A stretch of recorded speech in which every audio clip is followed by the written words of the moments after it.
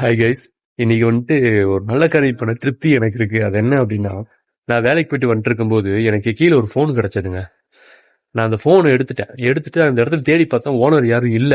So இந்த ஃபோனை miss பண்ணவங்க எவ்வளவு கஷ்டப்படுவாங்க அப்படின்னு சொல்லிட்டு அதுல இருக்கிற எமர்ஜென்சி கான்டாக்ட் நம்பருக்கு நான் கால் பண்ணி பார்த்தேன். பட் யாரும் கால் எடுக்கல. அப்புறம் அங்கேயே நின்றுட்டு இருந்தேன். அப்புறம் யாரும் ஃபோன் பண்ணலன்னு அங்கிருந்து ஃபோன் லாக்ல இருந்ததுனால என்னால எதுவும் பண்ண முடியல. அப்புறம் அங்கிருந்து நான் கிளம்பிட்டு உக்கடத்துக்கு போயிட்டேன். உக்கடம் பஸ் ஸ்டாப் கிட்ட நின்றுட்டு ஃபோன் வந்துச்சு. அந்த ஓனரே எனக்கு ஃபோன் பண்ண அப்படி ஃபோன் பண்ணி நீங்க தான் இருங்க வாங்க அப்படின்னு.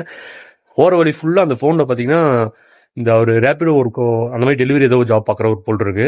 தொடர்ச்சியா அவருக்கு ஆர்டர்ஸ் வந்துகிட்டே இருக்கு. பாவம் அவருக்கு இந்த போன்ல தான் வேலையே இருக்கும் போல் இருக்கு.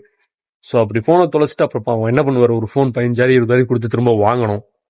அது எவ்வளவு கஷ்டம் அவருக்கு. ஸோ அவர் வந்தாரு, நான் திரும்ப ஃபோனையும் கொடுத்துட்டு அந்த ஃபோனை பார்த்ததுக்கு அப்புறம் தான் அவருக்கு பாத்தீங்கன்னா இதே வந்தது.